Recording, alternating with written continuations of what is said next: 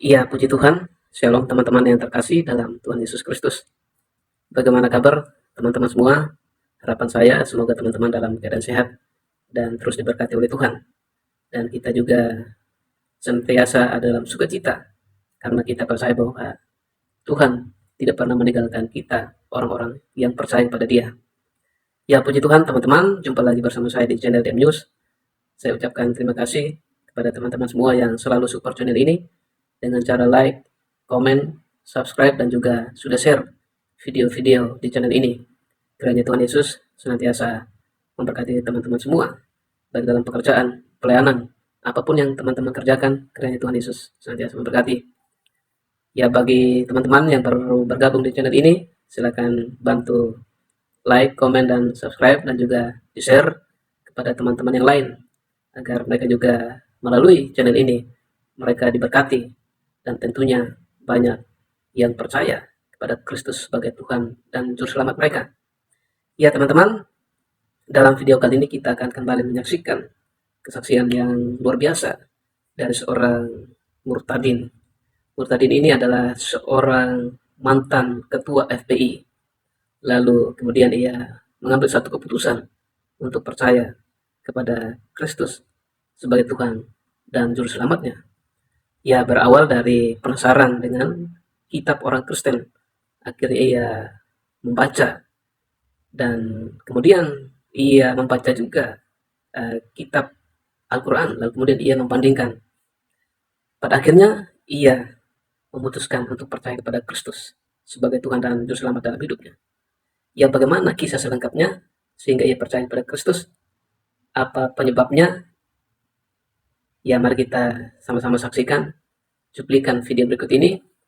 Siapkan hati agar apa yang teman-teman dengarkan boleh diberkati dan juga iman kita semakin kuat di dalam mengikut Tuhan di dalam kehidupan kita. Ya, tanpa berlama-lama lagi, mari kita sama-sama saksikan cuplikan video berikut ini. Tuhan Yesus memberkati kita semua. Shalom.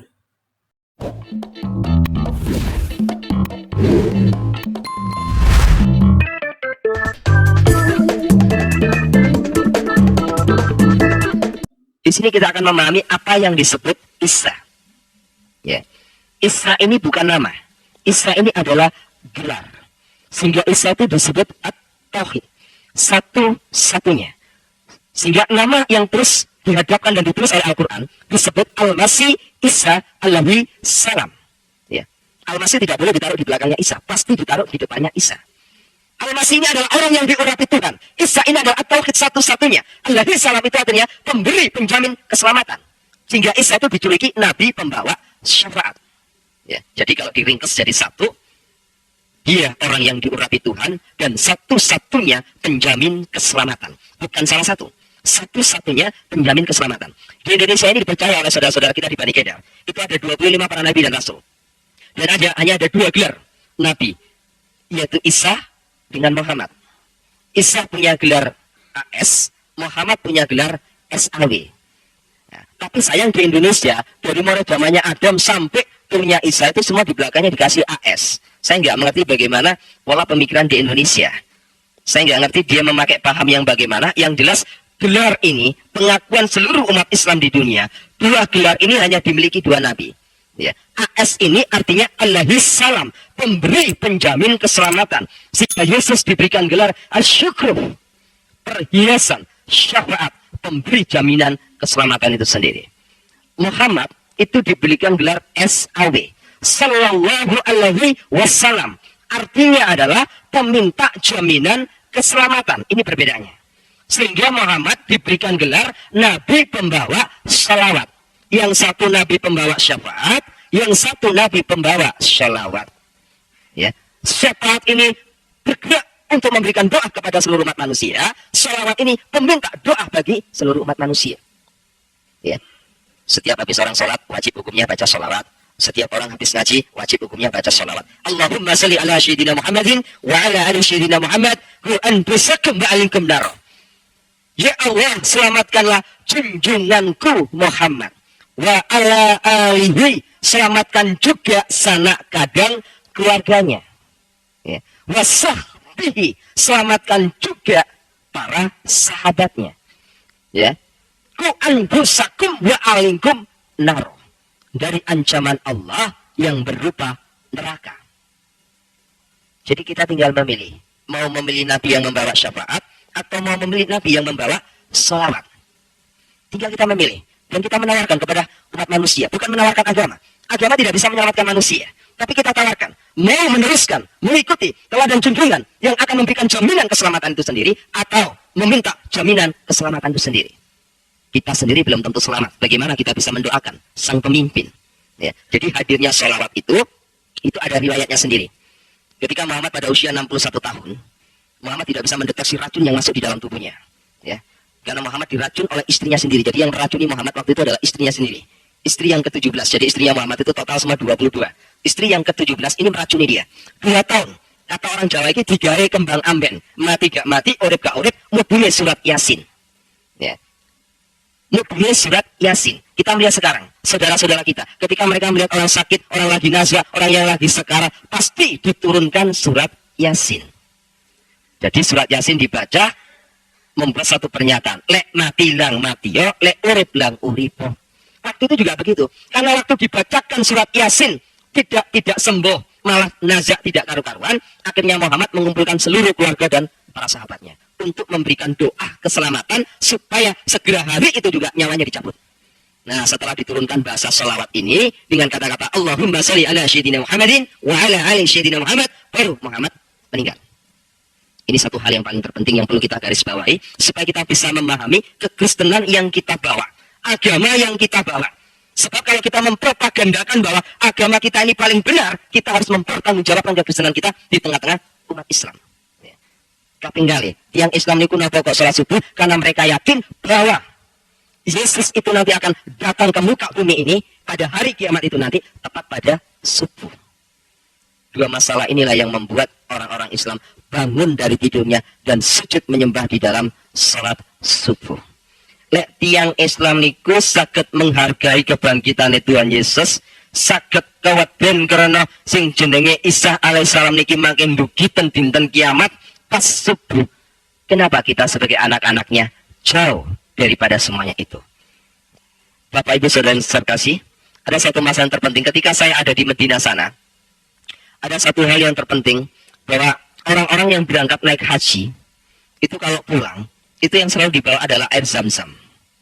Ya, itu sudah pasti air zam-zam itu nomor 1 dibawa.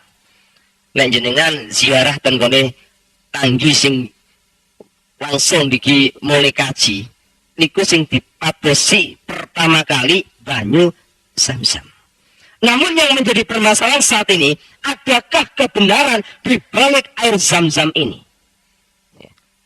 Mereka memburu air zam-zam. Dan Masjid Sunan Ampel itu air zam-zam 1 botol aqua itu dijual 12.500. Itu pun dioplos dengan air sumur Sunan Ampel. Begitu mahalnya mereka mengeluarkan uang puluhan juta masuk ke Medina untuk membeli air zam-zam. Tapi betulkah bahwa air zam-zam ini ada? Ini yang menjadi permasalahannya. Betulkah bahwa air zam-zam ini ada? Ya.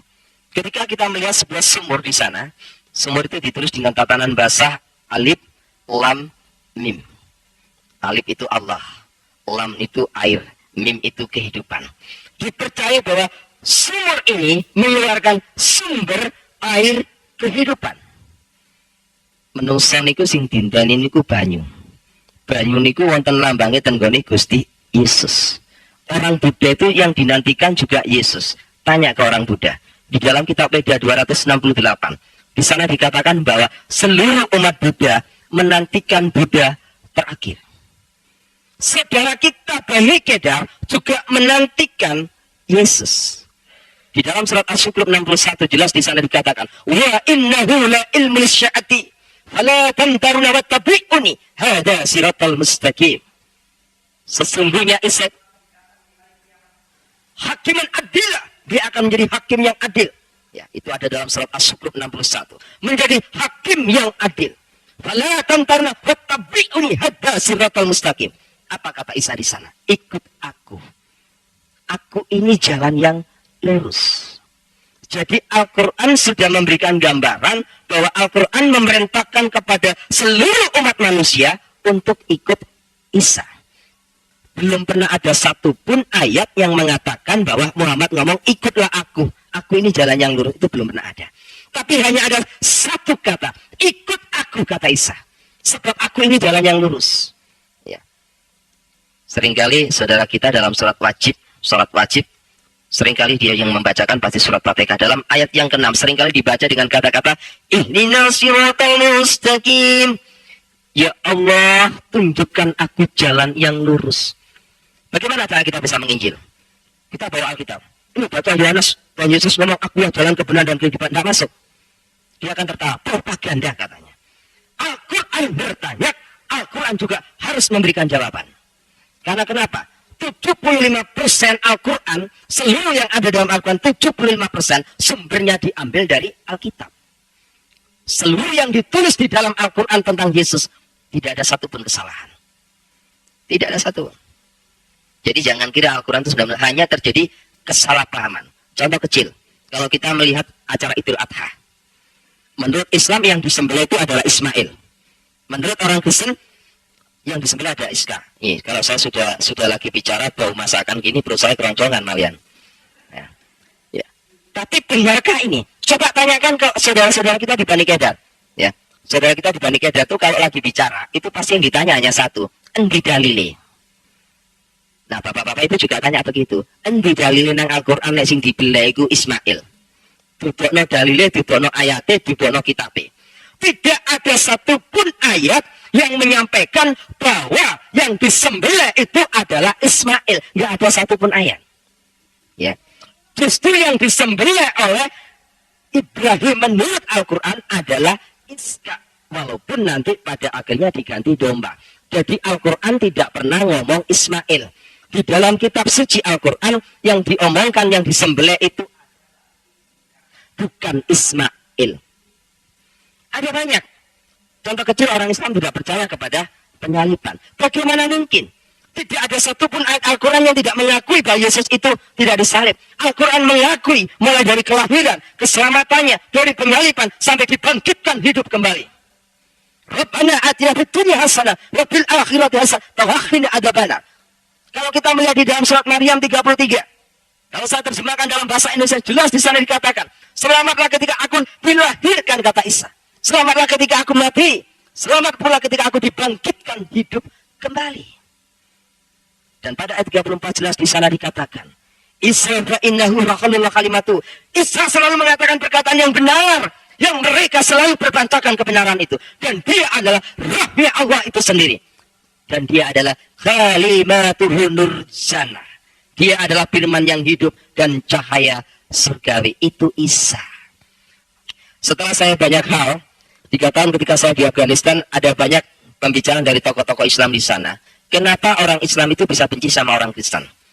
1, timbulnya roh iri hati. Tidak ada satupun ayat Al-Quran yang membicarakan bahwa umat Islam ini dijamin keselamatannya. Tidak ada satupun. Dan tidak ada satupun mengatakan bahwa bangsa Arab ini adalah umat pilihan yang diberkati oleh Tuhan. Ini nggak ada. Mereka bertanya, untuk apa aku percaya kepada Al-Quran? Kalau Al-Quran ternyata membicarakan agamanya orang lain, membicarakan umat orang lain, membicarakan junjungan lain. Hal sesuatu yang nggak masuk akal. Muhammad ditulis di Al-Quran itu cuma 2%. Yesus ditulis di Al-Quran 75%. Sesuatu yang aneh. Harusnya itu Yesus ditulis 2%. Muhammad ditulis 70%. Ini keterbalikannya. Sehingga banyak orang Islam mulai berpikir, kenapa kok bisa begini? Dia terus cari. Dia kepingin tahu diberkatilah ala Abraham, ala Yakub, ala Iska, dan harus ditambah ala Ismail. Al-Quran tidak pernah menemukan dan menulis satu ayat pun tentang diberkatilah ala Ismail. Selalu dikatakan diberkatilah ala Abraham, ala Iska, dan ala Yakub. Di manakah Ismail? Mereka protes. Kenapa Tuhan ini nggak adil? Saya tidak adil. Di mana letak Ismail? Kalau kita mau kembalikan kepada Alkitab, Al-Quran ini merespon dengan kejujurannya. Kenapa? Karena Ismail menurut Alkitab memang tidak pernah ada berkat. Ya. Berkat yang dicurahkan Tuhan kepada Ismail Dikarenakan satu hal, permintaan dari bapaknya. Kalau bapaknya nggak minta berkat kepada Tuhan untuk dicurahkan kepada Ismail, Tuhan nggak akan memberkati Ismail. Jadi Tuhan memberkati menganugerahkan kepada Ismail karena permohonan Ibrahim. Sehingga Al-Quran tidak pernah, mereka malah bingung. Kenapa? Dari kecemburuan inilah akhirnya mereka membuat satu hal yang sangat paten. Al-Quran tidak boleh dibahasakan. Al-Quran harus dibahasakan sesuai dengan bahasa aslinya. Apa yang terjadi di Indonesia? Terjadilah sebuah tatanan bahasa Iqra, tata cara membaca Al-Quran. Baca tok itu sudah ibadah. Baca tok itu sudah dapat pahala. Di akhir zaman, wong Kristen melok-melokan Iqra. Alkitab cuma dibaca tok, ora dilakoni. Kalau menurut orang Islam baca Al-Quran ini dapat pahala dan ibadah. Menurut keyakinan orang membaca Alkitab ini bukan ibadah, ini bukanlah pahala. Sebab apa? Mau coba dilakoni ya percuma. Ya, banyak kan? Salah tafsir jemaat kepada pendeta. Pagi kita baca satu pasal. Ya sudah dibaca satu pasal, mari ditutup sudah selesai. Enggak banyak kan seperti mereka. Iqra. Dan ketika sumur yang ada di sana itu disebut sumur alif lam mim. Coba periksa nanti di Al-Quran. Tidak ada satupun ahli penterjemah yang berani mengatakan ini. Nggak ada. Nggak ada. Dan air sumur yang masuk ke Masjidil Haram itu tempat untuk orang-orang air berwudu. Ya, itu di pagar betis. Jadi sumur itu tidak boleh dilihat oleh satupun juga. Jadi orang-orang yang berangkat naik haji itu hanya lihat dari luar pagar betis. Sebagai mitos dia percaya bahwa sumur itu mengeluarkan sumber air kehidupan yang disebut air Zam-Zam. Yang boleh masuk ke sumur itu melihat, yang boleh masuk di dalamnya Ka'bah itu hanya ada dua turunan, Habaib dengan Zaid. Ulama besar pun tidak akan boleh masuk kalau tidak mempunyai gelar Habaib. Ya, Habaib ini merupakan silsilah turunan. Ya, orang yang disebut Habaib itu bukan sekedar orang Arab bisa disebut habaib, tidak semua orang Arab bisa disebut habaib. Jadi habaib ini memang ada silsilah. Orang kalau berani memberikan nama habaib, berarti orang itu pasti mempunyai faktor keturunan dari Muhammad itu sendiri, disebut habaib. Kebetulan kami sendiri dari keluarga habaib, jadi kami mendapat izin respon positif untuk melihat sumur itu selama saya ada 4 tahun di sana. Apa yang terjadi? Jadi di sumur yang besar itu, di dalam sumur itu nggak ada airnya, kosong, kering. Yang menjadi pertanyaan kita saat ini, lantas yang dibawa orang-orang yang pulang naik haji itu apa? Ya, padahal dia yakin diambil dari sumur ini, padahal sumur ini kosong. Ternyata dari dam yang besar ini disuling oleh orang-orang Arab. Ya, disuling untuk dijadikan air Zam-Zam. Jadi sebenarnya yang dibawa oleh orang-orang pulang dari Mekah masuk ke Indonesia ini bukan air Zam-Zam yang ada di dalam sumur ini. Tapi yang benar adalah air Zam-Zam made in PDAM Arabia. Jadi memang itu air PDAM, bukan air Zam-Zam yang ada dalam sumur ini. Sesuatu hal yang sangat mengerikan. Tapi mereka begitu percayanya yakin. Karena kenapa? Manusia ini sangat membutuhkan sumber air kehidupan. Berapapun nilai harganya dia beli. Kita harus berbangga jadi orang Kristen. Karena kita mempunyai alas sumber air kehidupan gratis. Tapi banyak orang Kristen tidak mau dikasih gratis. Banyak tidak mau. Ya, banyak sekali tidak mau. Ya, saya pernah diundang di sebuah gereja. Saya ketika menyoroti, saya hanya memberikan satu perumpamaan. Tadi ada beberapa jemaat itu tersinggung. Ketika persembahan saya sampaikan ketika persembahan dikirikan, saya bilang, setiap persembahan di depan saudara, tangan saya tidak memasukkan. Berarti Anda sudah menolak sumber air kehidupan itu sendiri. Menolak sumber air kehidupan itu sendiri. Padahal gratis. Saudara kita di Islam berapa puluh juta untuk naik ke Mekah. Yang dibutuhkan cuma satu air Zam-Zam. Ya. Orang-orang yang berangkat ke Mekah itu sebenarnya tidak lebih dari sebuah ziarah dan tur saja. Ya. Setelah itu dia putar Ka'bah. 7 kali keliling Ka'bah. Dia putar. Kalau bapak-bapak ibu lagi ke sana, kalau melihat orang-orang di sana, itu kalau kita duduk termenung. Saya pernah sama teman-teman saya, beberapa santri di sana, duduk termenung sambil berpikir. Ketika orang-orang itu putari Ka'bah, lempar batu sumbro, itu mulai saya berpikir. Pikiran saya hanya satu. Kenapa permainan anak kecil ini dibawa ke sini? Coba anak kecil itu kan senang muter-muter. Habis muter keliling Ka'bah, 7 kali keliling, setiap orang mencium hajar aswad. Rebutan, ngambung hajar aswad itu rebutan. Hajar Aswad itu dihuni dari 8.888 jin yang dikepali satu jin yang namanya Huda Al-Fitri. Ngambung jin rebutan.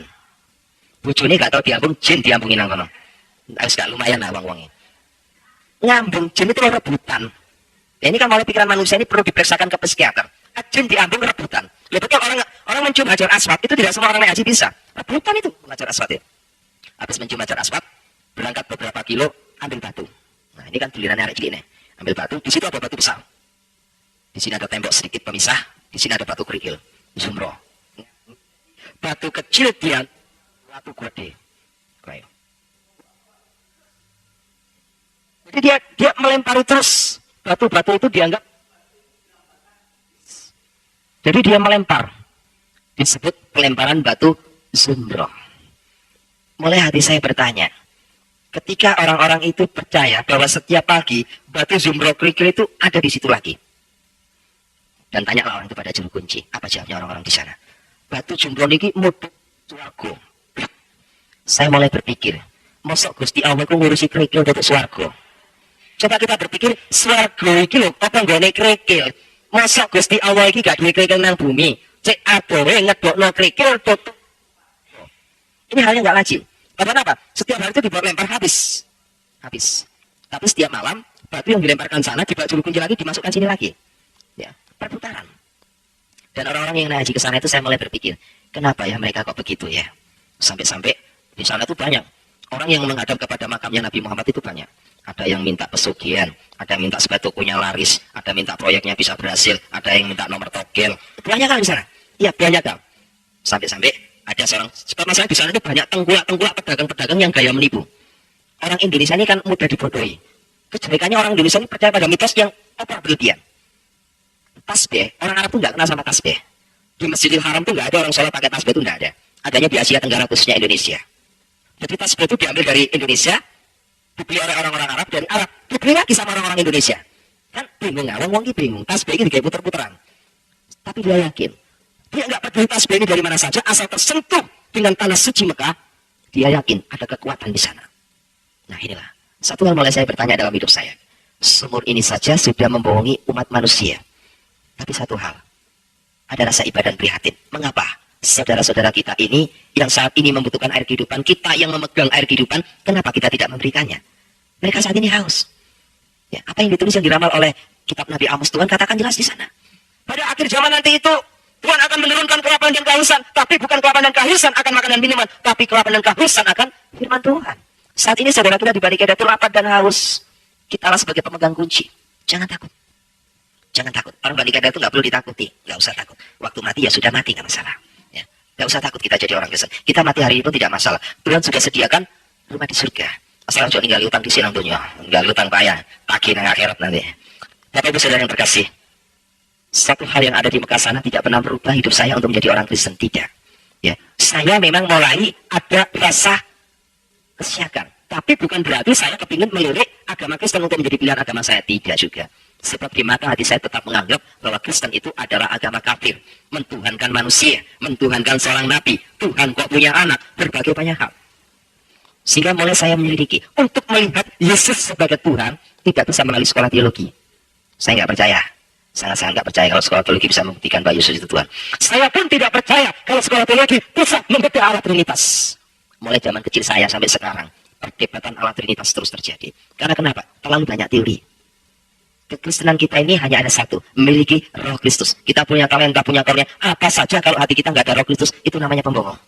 Apapun yang kita perbuat, roh Kudus akan bekerja. Ketika saya diundang oleh Kiai Haji Mansuri di Pondok Pesantren Al-Fatah di Pasuruan pada tanggal 11 November waktu itu. Pertemuan membahas Allah Trinitas. Banyak orang teologi Trinitas itu kayak matahari, kayak rokok, kayak apalagi. Banyak perumpamaan Allah Trinitas. Semua difatalkan. Saya katakan, subhanallah, Allah Trinitas adalah Allah Trinitas. Tidak bisa disamakan dengan satupun. Allah yang saya sembah adalah Allah yang esa. Allah yang saya sembah, Allah yang tidak bisa dilihat. Sampai sekarang anak saya Nur Saida itu, anak saya yang pertama, ya. Dia anak pertama yang baru masuk di sekolah SMA Negeri 5 Surabaya. Itu barusan masuk Kristen. Tapi dia sudah memenangkan banyak jiwa teman-temannya. Dia sudah dibentuk menjadi laskar yang begitu kokoh. Ketika anak saya didatangi oleh teman-temannya Islam di SMA, dia tanya, kebetulan di ruang tamu ada sebuah poster gambarnya Tuhan Yesus. Anak-anak saya ditanya oleh teman-temannya, itu Ini adalah ciptakan. Berhati-hati. Kalau kita sampai orang Islam bertanya kepada kita, itu gambarnya siapa? Kita akan jawab, itu gambarnya Tuhan Yesus. Jangan salahkan kalau orang Islam ngomong bahwa kita ini orang kafir. Ya, berhati-hatilah. Itu gambar Tuhan Yesus. Dong Tuhan gak usah digambar. Kan logis ya, sangat logika. Masa Tuhan bisa digambar? Jadi harus kita melihat satu ruang lingkup di mana kita berbicara. Kalau pada kepada saudara kita di Bani Kedah, jangan sekali-kali bilang itu adalah gambar Tuhan Yesus. Tapi sampaikan. Berdasarkan dalam surat Al-Anas ayat 2 dan 3. Dia adalah Malikinas. Yesus ikut rojo di menungso. Dia adalah Ilahinas. Ilahi menungso ilahi. Yesus adalah ilahi manusia. Dia adalah manusia ilahi. Yang digambar, yang dilukis ini adalah manusia adanya. Tapi dia adalah ilahi itu sendiri. Disebut Ilahinas. Ilahi manusia, manusia ilahi. Orang Islam tidak akan bisa jalan. Tapi kalau kita tetap ngotot iki gambar Tuhan, dia tetap akan memprotes kita. Wong Tuhan kok bisa digambar? Lalu Tuhan itu digambar, wong Kristen itu kafir. Masa bisa Tuhan digambar? Tuhan itu sesuatu sinar, cahaya, yang nggak mampu ditolak oleh mata manusia. Bagaimana mungkin bisa digambar? Jadi yang digambar ini adalah Ilahinas. Dia adalah Isra innahu. Dia adalah Rahalullah itu sendiri. Dan dia adalah Khalimatuhu. Dia adalah firman yang hidup. Ini satu hal yang menjadikan satu pertentangan hidup saya ketika saya habis dari Madinah di Afghanistan. Saya keluar, saya dipersiapkan untuk menjadi laskar jihad. Ya, sebelum saya menjadi laskar jihad, saya benar-benar dibentuk. Waktu itu ada di Ambon. Ya, saya bersama Ustadz Jafar waktu itu. Karena laskar jihad ini merupakan sebuah laskar yang memang dipersiapkan betul untuk menghadapi kelompok-kelompok orang-orang Kristen. Terus lahirlah EPI itu sendiri. Pada saat itu Jawa Timur masih kosong, masih belum ada gerakan orang EPI sama sekali. Belum ada orang gerakan EPI sama sekali, sehingga Habib Rizki waktu itu memanggil saya. Saya disampaikan bahwa seluruh Dewan Pengurus yang ada di EPI meminta saya untuk memimpin menjabat EPI di Jawa Timur. Karena tugas EPI harus dicerahkan kepada orang yang punya gelar habaib. Kalau nggak ada embel-embelnya habaib, tidak boleh. Akhirnya saya pimpin. Karena pemimpin EPI harus mempunyai banyak kriteria. Salah satunya tidak pernah kenal kompromi. Tidak pernah kenal kompromi sama sekali. Pengis, licik, picik. Itu sudah saya program. Pada tanggal 10 Januari pada tahun 2004 ketika saya diangkat menjadi ketua EPI di Jawa Timur ini, saya sudah persiapkan begitu detailnya. Tugas saya hanya satu, hancurkan kelompok kristenisasi di Indonesia. Dan saya akan hadapi setiap gerakan-gerakan orang-orang Kristen di Indonesia. Siapapun juga dia, saya akan hadapi. Dan rencana jahat saya ini sudah mulai saya timbulkan program untuk membuat satu kekacauan, untuk membuat satu pengeboman, untuk membuat satu ini dan itu. Saya meminta data pada kasus tahun 96 di Surabaya, saya sudah berikan data lengkap. Dan saya sudah punya nama daftar nama-nama gereja yang sudah saya persiapkan untuk saya sikat habis. Saya sudah siapkan, rapatkan barisan, saya siap kontak di Sukun. Kebetulan markas saya ada di Malang, di Sukun. Ya, 500 meter dari Sekolah Alkitab Nusantara. Itu markas besar saya sampai sekarang tetap berdiri teguh. Mereka setiap hari Kamis kumpul, selalu pakai jubah, pakai celana 3 terempat. Banyak itu dalam kepimpinan saya, sekarang dipimpin oleh Ustadz Tusnul. Ya, satu kepimpinan saya persiapkan. Tapi apa yang terjadi? 2004 adalah tahun persiapan saya untuk menghancurkan orang-orang Kristen. Saya nggak mengerti mengapa saya benci kepada orang Kristen. Saya tidak mengerti. Hanya saya ditanamkan oleh guru saya bahwa orang Kristen itu kafir. Walau terdaan kalian itu adalah Nasara. Kata biar milatam. Wong Yahudi ku nggak ubah kalau babi. Wong Kristen itu nggak ubah seperti anjing. Dia adalah haram. Penanaman itu tertanam dalam hati saya. Sehingga saya katakan orang Kristen ini memang orang pembuat kerusuhan. Kebencian saya semakin mendalam. Saya persiapkan betul.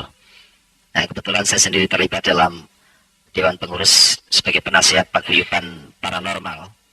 Nah, waktu itu Ki Joko Bodo sempat ngepel saya. Habib, boleh nggak saya meminta sesuatu untuk mendampingi saya untuk melacak golean kencono bersama beberapa teman paranormal. Akhirnya saya iakan. Ya, memang saya secara pribadi mengenal dunia goib itu bukan belajar dari turunan. Jadi saya usia 4 tahun itu saya sudah bisa melihat, oh di situ itu ada ini dan itu. Sehingga ketika LaTV membuka satu peran tim pemburu hantu, kami terlibat di dalamnya untuk menjadi tim pemburu hantu di sana. Ya, mungkin yang sering kali lihat LaTV tidak akan asing karena rambut saya waktu itu masih panjang ya.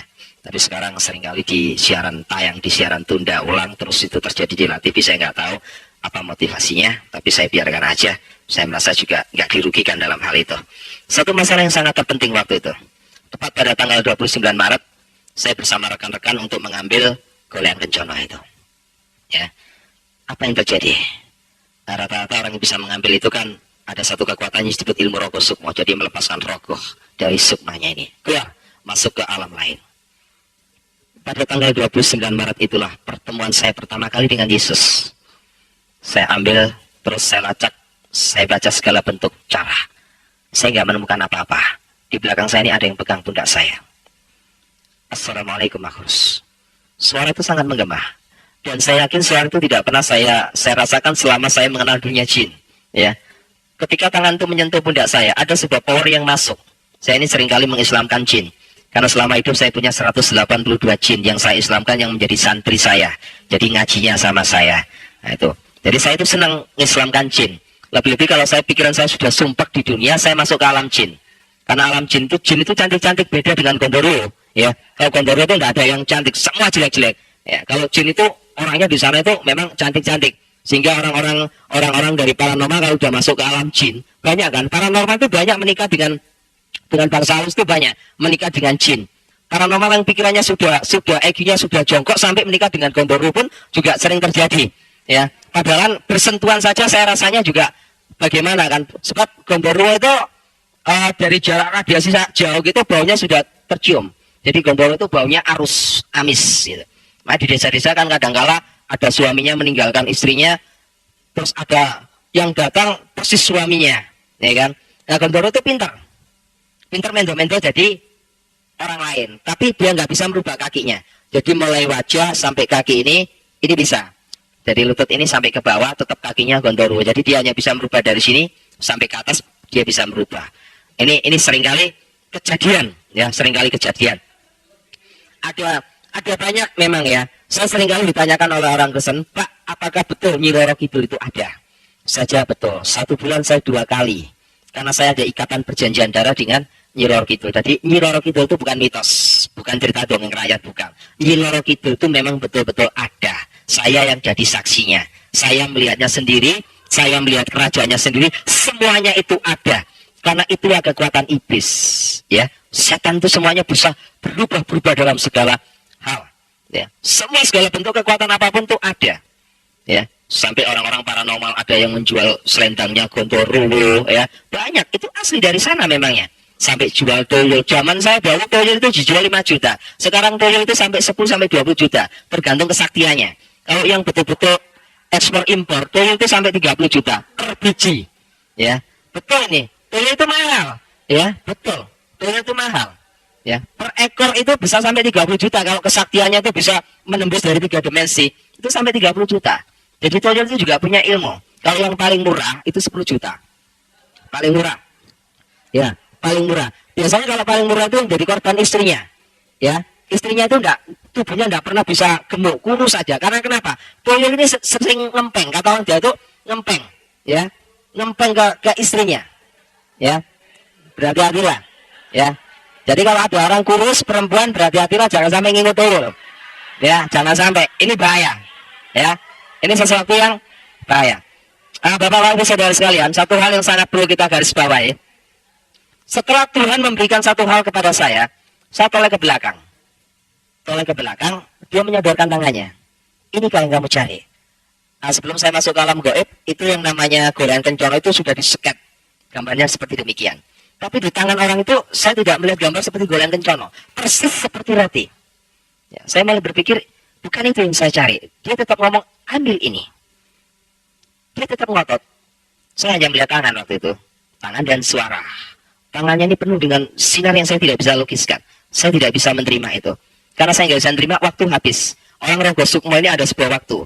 Kalau waktunya habis dia tidak kembali ke tubuh jasadnya, ini tubuhnya akan hancur. Jadi saya kembali lagi, omong punya omong. Nah, waktu itu Ki Jogobodo tanya pada saya, Habib, kira-kira sudah bisa deteksi? Sudah. Saya cerita kepada Ki Jogobodo, apa yang terjadi? Paranormal itu berbeda dengan Ustadz. Ya, kalau paranormal itu juga bukan orang Islam. Kayak Ki Joko Bodo itu bukan orang Islam. Jadi sholat juga enggak, megang Al-Quran juga enggak. Karena kenapa? Rata-rata kalau asli paranormal, itu tidak percaya pada surga dan neraka. Termasuk Ki Joko Bodo, Ki Gendeng Pamungkas. Itu termasuk orang-orang yang tidak percaya kepada surga dan neraka. Tapi aneh. Ketika saya sampaikan kepada Ki Joko Bodo menyampaikan kepada saya, Habib, apa yang Habib lihat itu tadi, itu adalah lambang swarga. Ya ini saya terjemahkan karena beliau kalau ngomong sama saya bahasa Jawa. Habib, sing jenengan tinggal ini kumo sakjane wujude swarga. Saya mulai berpikir, orang yang tidak percaya kepada surga dan neraka, dia bisa membuat pernyataan bahwa itu adalah wujud, bid'atul wujud dari Nurjana itu sendiri. Terus saya bilang, tolong deteksi. Ya, deteksi tangan siapa yang menyentuh saya. Bukan apa-apa, sekedar bahasa orang yang lagi putus asa. Saya mau balik lagi ke jasad saya. Akhirnya dalam hati saya waktu itu mulai baca, Subhanallah. Terus saya baca, Walhamdulillah. Saya terus membacakannya. Subhanallah, maha suci Engkau ya Allah. Aneh, tak pocono surat jin mendatangkan kekuatan itu gak teko-teko. Tapi ketika saya baca Subhanallah, maha suci Engkau ya Allah, dia datang. Ini mulai jadi perhitungan saya. Di pojokno surat jin gak teko, di pojokno maha suci datang. Ketika datang saya dalam kondisi tertundung. Saya merasakan datang itu biasanya memang orang-orang ahli gaib itu merasakan ada kekuatan angin besar. Itu dia rasakan, itu datang. Nah ketika datang, dia langsung katakan satu hal kepada saya. Tanpa ada yang aleng-aleng, dia langsung sampaikan satu kata kepada saya. Ya ayyuhalladzina amanu, tubilah taubatana nasuha. Hai makrus, bertobatlah kamu. Sesungguh-sungguhnya engkau bertobat kepada aku.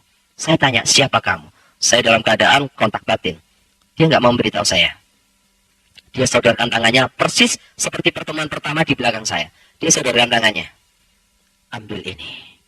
Saya mulai bingung. Kenapa saya harus suruh mengambil ini? Saya tetap ngotot siapa kamu. Saya hanya menyampaikan kalau saya mau ambil jimat itu, kalau engkau menyebutkan siapa nama kamu. Tetap tidak mau menyebutkan namanya. Akhirnya saya terpaksa harus mengambil benda dari tangan orang itu. Yang di atas tangan itu adalah roti. Ketika saya ambil, apa yang terjadi? Roti itu hilang dari tangan saya, masuk dalam seluruh organ tubuh saya. Ada hal yang sangat aneh, saya merasa 43 tahun saya pikul beban berat. Ketika saya ambil roti dari tangan itu, beban berat ini hilang. 43 tahun saya pikul beban itu, hari itu juga lepas begitu saja. Saya mulai merasakan, begitu indahnya. Kalau saya boleh pinjam bahasanya orang Jawa, setelah saya ambil jimat itu, ada kekuatan yang luar biasa. Pikulan ini hilang, beban ini hilang. Saya merasakan ada sebuah kedamaian yang tidak pernah saya miliki selama hidup. Sebab kedamaian dan kebahagiaan selama 43 tahun itu adalah sebuah kedamaian yang hampa, semu, palsu. Tapi setelah saya menerima jimat itu, saya merasa ada satu kekuatan yang Masya Allah, luar biasa. Akhirnya saya tanya, siapa kamu? Baru dia katakan kepada saya. Dia katakan begitu indahnya dengan tegas seperti yang saya sampaikan tadi. Isa fa innahu. Aku yang selalu mengatakan perkataan yang benar kepada kamu. Roh Allah, aku adalah roh Allah itu sendiri. Wa kalimatu, aku adalah firman yang hidup.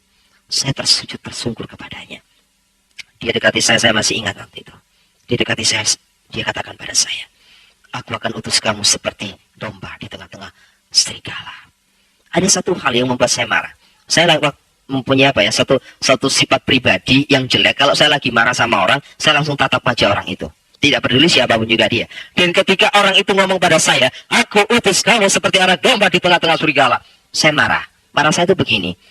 Orang ini seperti balas dendam kepada saya. Mungkin selama hidup saya jahat kepada umatnya. Dia balas dendam. Buktinya apa?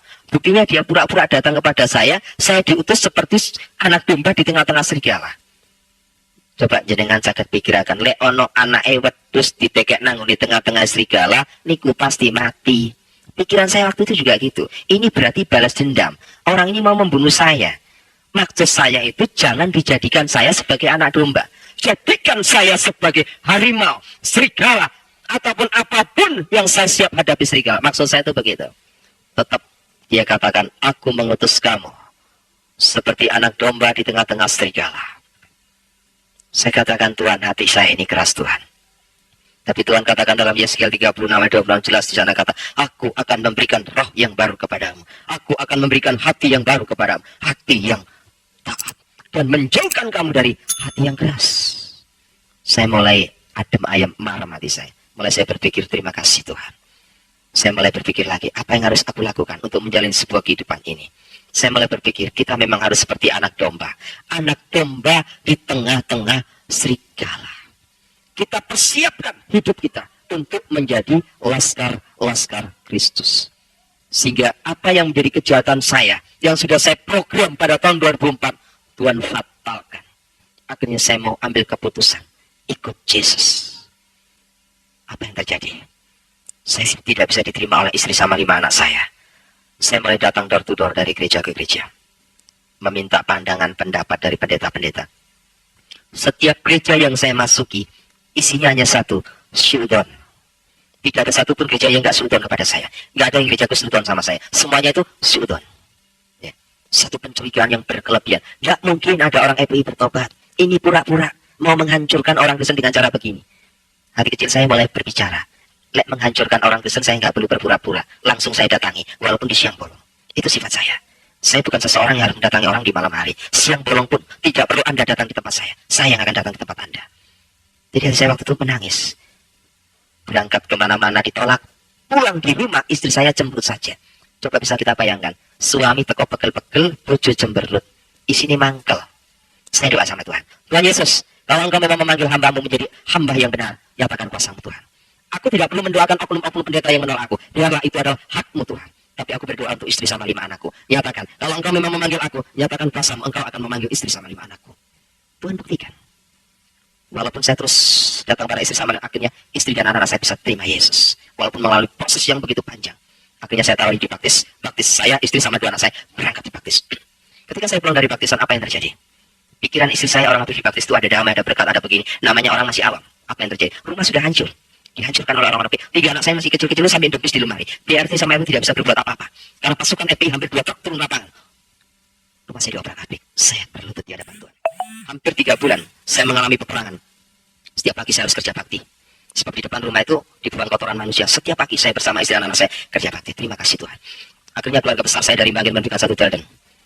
Hari ini engkau keluar dari rumah itu tanpa membawa apa. Atau kamu kembali kepada habitatmu. Kalau tidak, out, keluar.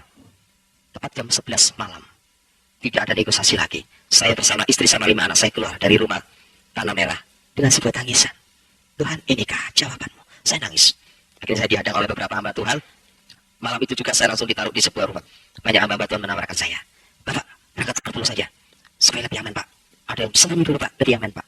Saya berdoa pada Tuhan. Tuhan, kemana engkau taruh aku, Tuhan? Apa kata Tuhan? Kamu jangan kemana-mana, Markus. Tetap di Surabaya. Sebab akulah Tuhanmu. Akulah Tuhanmu. Tidak sehelai rambut pun akan jatuh dari tubuhmu. Tidak aku kehendaki. Saya buktikan itu. Setelah saya pindah dari Tanah Merah ke Sitoyoso, saya jalani hidup bersama istri sama dia. Walaupun terus intimidasi, teror, terus terjadi. Tapi apa yang saya lakukan? Saya mulai berkembang, merapatkan barisan dengan salah satu organisasi, ya, bukan organisasi gereja ini, sebuah paguyuban.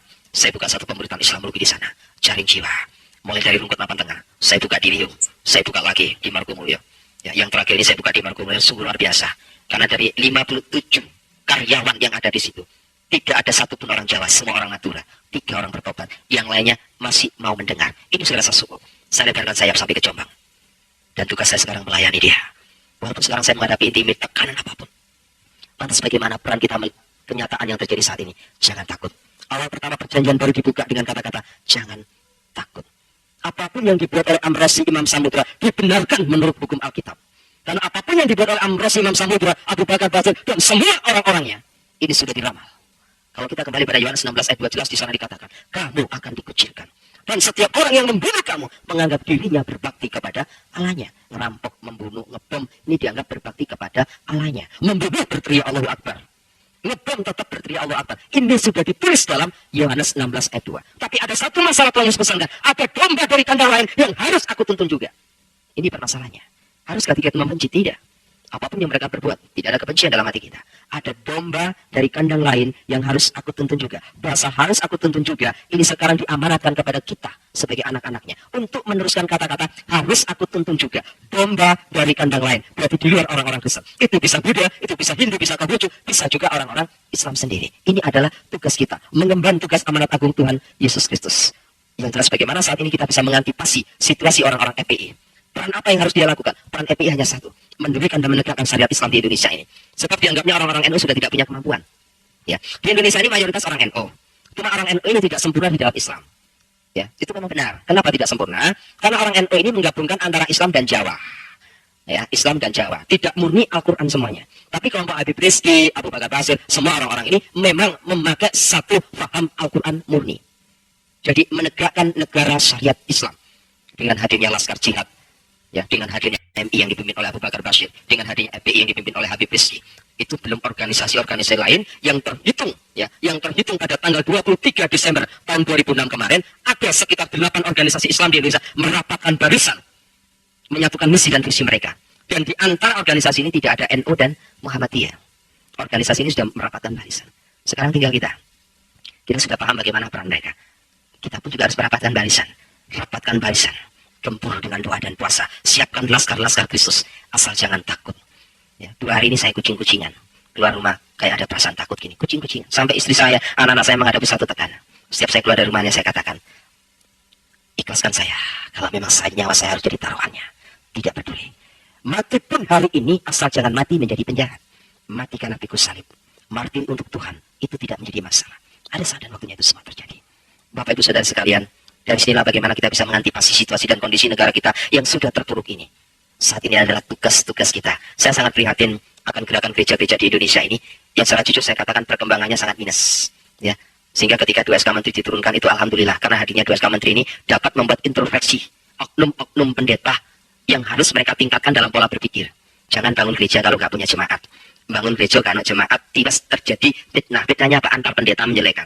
Di Surabaya itu banyak gereja-gereja di setiap pendeta berbicara, ayo kita berdoa bersama-sama, imani supaya malaikat Tuhan kursi-kursi yang kosong ini kita imani, supaya minggu depan kursi yang kosong bisa diisi. Bagaimana bisa diisi kalau dia nggak mau menginjil? Nggak bisa diisi. Jemaatnya orang lain masuk, putar aja kayak simulasi. Ya katanya gereja Tuhan sudah mulai bangkit, ya. Banyak pendeta dari luar negeri menubuatkan, oh gerakan Kristus sudah mulai hadir di Indonesia. Bisa hadir kalau kita siap menerima, mengemban amanat agung Tuhan Yesus. Dan gereja itu kayak perputaran. Maaf kata, memang tidak ada, maka tadi saya katakan gereja itu kayak diskotik sekarang. Saya rindu gereja itu dijadikan laboratorium. Menggodok manusia-manusia yang hidup dalam dosa. Tapi enggak, gereja-gereja sekarang di Surabaya sudah jadi diskotik semuanya. Hampir. Ya. Kenapa saya katakan jadi diskotik? Coba lihat. Saudara kita Bani Kedar, lihat. Katakanlah ada seorang wanita muslimat, lihat. Beliau ini kurang wedok Kristen. Iku apa nang gereja apa nang diskotik? Pakai rok sekian. Kadang-kadang udelnya sampai ketok kayak orang penyanyi India. Ini satu pengalaman bagi saya. Ketika saya baru bertobat, saya duduk di sebelah seorang wanita. Di sini ada beberapa hamba Tuhan. Nah, kebetulan waktu hening, firman Tuhan dibacakan. Nah, kebetulan yang duduk ini banyak perempuannya. Tanpa saya sadari, saya toleh ke sebelah saya. Saya punya mata ya, saya pasti noleh ke sebelah. Masya Allah. Jadi ketika dia duduk, ini roknya sampai sekian. Jadi dalam keadaan hening, saya keluar kata-kata, hening, gereja hening, satu suara dengar. Subhanallah, saya bilang. Jadi ketika noleh saya katakan, Subhanallah. Semua orang gereja dengar, mengarahkan kepada saya. Yang namanya Pak Nasan di sebelah saya tanya, Pak, ada apa Pak? Anda ada apa Pak? Gitu. Gak ada apa-apa, tadi mata saya masih ngelirik lagi. Nah, saya katakan, banyak kaum hawa sudah menjadikan gereja jadi diskotik. Tuhan tidak membutuhkan baju mahal. Harga 10.000 pun tidak masalah. Yang penting sopan. Ngadep pangeran, ngadep Gusti Allah, ketus sopan, tertib, dan ada aturan. Enggak, sekarang ini waduh, pakai you can see. Rambutnya disemir, terus elek disemir sampai elek pisan. Ya kan? Ya, kan disorot sama orang-orang Islam ini disorot. Karena ini orang luar negeri penyanyi rock ganteng-ganteng, orang Indonesia kayak sini elek disemir, terus malah gak karu-karuan. Kita ini cobalah, tampil beda boleh, tapi setidak-tidaknya lah bercermin. Oh kulit kuki kayak gini ya gak usah disemir lah, ya kan? Kadang-kala ada yang anting-antingan tindian, gelangan. Loh ini gereja, ini bukan diskotik. Saya pernah khotbah gitu, habis gitu seorang gembala ini menyampaikan kepada dekan-dekannya supaya tidak mengundang saya lagi. Karena kenapa? Itu lewat makhluk itu diundangnya bawa balik jemaat kuntek buyar, mana apa? Nggak apa-apa. Saya katakan hamba Tuhan harus belajar seperti Gideon. Nggak usah kakek jemaat. Ya, coba Gideon, tolong aku saya cukup siap bertempur. Banyak-banyak juga ada hasilnya. Halal perpuluhan, tapi gak barokah dari orang Islam.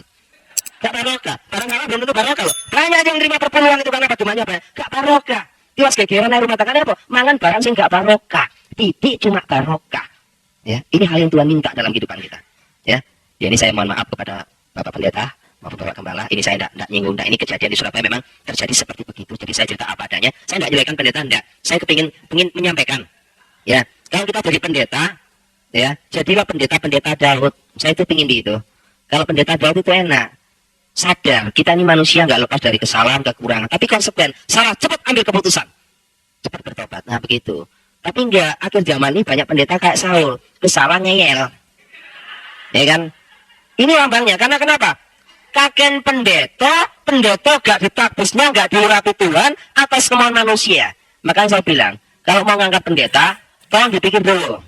Ya, jangan seringkali mengangkat. Kan sekarang ini banyak orang suka angkat-angkat pendeta. Angkat pendeta. Jangan. Ngangkat pendeta itu harus melalui satu kriteria dan betul-betul disaring murni. Akhirnya kenapa? Ditakbiskan berdasarkan kemauan manusia. Hasilnya jadi pendeta Saul. Sekarang banyak. Banyak satu pendeta Daud, 10 pendeta Saul di gereja itu. Ini terjadi. Akhirnya apa? Jemaatnya mulai imannya rapuh. Kenapa? Ucapan pendeta ini hanya untuk akal-akalan dan pendeta. Ya. Ucapan kita ini berarti sabdo pandito ratu. Apapun yang keluar dari kehidupan kita akan menjadi kenyataan. Karena kenapa? Yang kita tunggu itu nanti berdasarkan ilmunya orang Jawa. Engkau dilawan mobil nang zaman akhir itu Ratu Adil sing jenenge Heru Cokro. Heru Cokro ini maksudnya sing goyo banyu kauripan. Siapakah dia? Dia adalah Yesus itu sendiri. Kita harus ambil satu keputusan. Apapun yang terjadi, kita ambil satu keputusan. Merubah semua paradigma pola pikiran kita untuk menjadi orang Kristen yang benar. Ya, orang Islam melihat Yesus ini jalan yang lurus, berarti pengikutnya harus jalannya yang lurus. Lek ana wong Kristen mlakune bengkok-bengkok, berarti itu bukan pengikut Kristus. Iki lho KTP ku agama Kristen. Berarti aku pengikuti Kristus. Oh, Kristus itu dalane lurus, berarti mlakuku lurus. Lek ana wong mlakune bengkok-bengkok, tolong KTP-nya nanti siang diterawang lagi begini. Kalau perlu tanyakan ke Pak Camat, betulkah agama saya Kristen, Pak? Oh iya benar. Kalau gitu saya ini pengikut Kristus. Apapun yang aku lakukan, hatiku, pikiranku, perasaanku harus juga terdapat di dalam Kristus Yesus. Ya. Satu pesan saya, jangan takut mati. Ya, karena semua yang hadir di sini tadi sudah acung tangan, wis dicatat karo malaikat nang ngono. Wis kowe acung tangan berarti siap mati, jangan sesalkan. Ya, coba lihat yang ada di Adam R, nggak ono sing acung tangan mati di sini.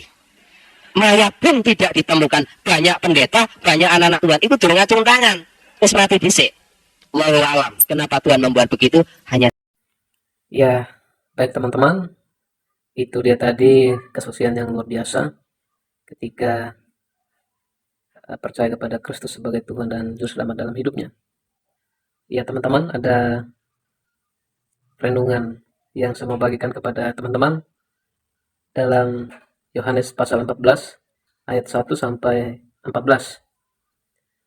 Janganlah gelisah hatimu, percayalah kepada Allah. Percayalah juga kepadaku. Di rumah Bapakku banyak tempat tinggal. Jika tidak demikian, tentu aku mengatakannya kepadamu. Sebab aku pergi ke situ untuk menyediakan tempat bagimu.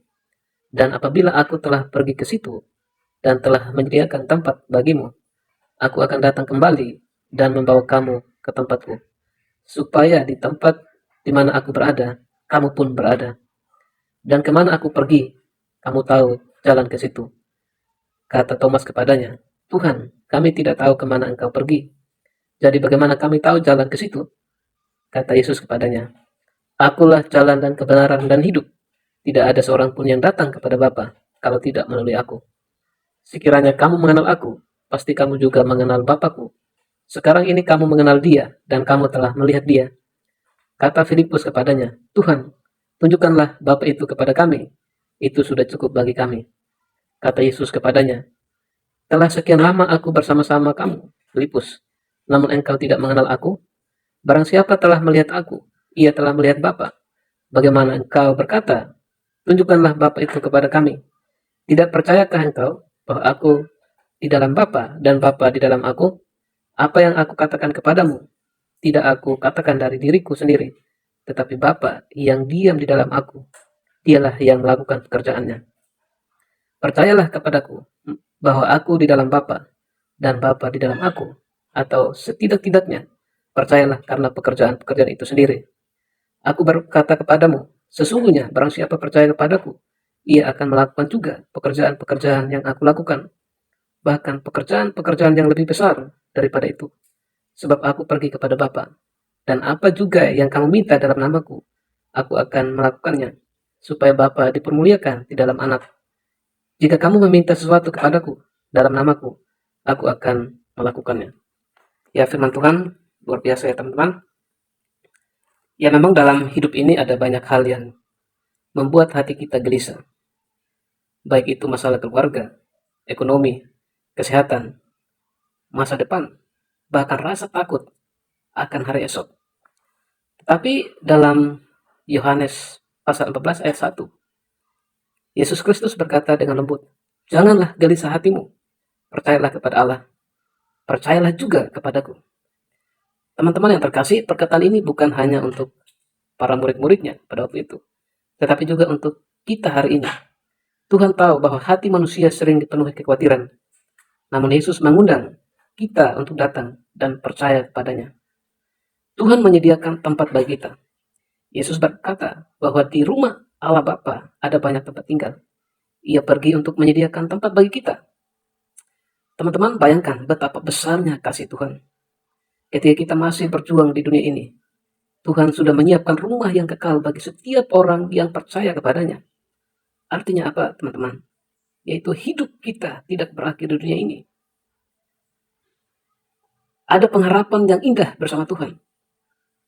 Yesus adalah jalan ketika murid-murid bingung. Yesus berkata, "Akulah jalan dan kebenaran dan hidup. Tidak ada seorang pun datang kepada Bapa kalau tidak melalui aku." Di dunia ini banyak orang mencari jalan menuju kebenaran, mencari damai sejahtera, mencari keselamatan.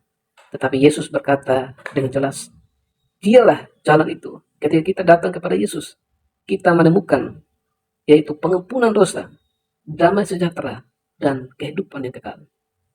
Kuasa doa dalam nama Yesus. Nah, di sini Yesus juga memberikan janji yang luar biasa. Ia berkata bahwa apa yang kita minta dalam namanya akan Dia lakukan. Ini berarti kita tidak berjalan sendirian. Ketika kita berdoa, Tuhan mendengar. Ketika kita berseru, Tuhan bekerja. Mungkin hari ini hati kita sedang gelisah. Mungkin ada masalah yang terasa terlalu berat. Ingatlah satu hal, bahwa Yesus tidak pernah meninggalkan kita. Dia adalah jalan, Dia adalah kebenaran, Dia adalah hidup. Datanglah kepadanya dengan iman, dan kita akan menemukan damai yang sejati. Kiranya melalui firman Tuhan ini boleh memberkati kita, dan kita terus menjadi saksi Kristus dimanapun kita berada. Tuhan Yesus memberkati kita semua. Shalom.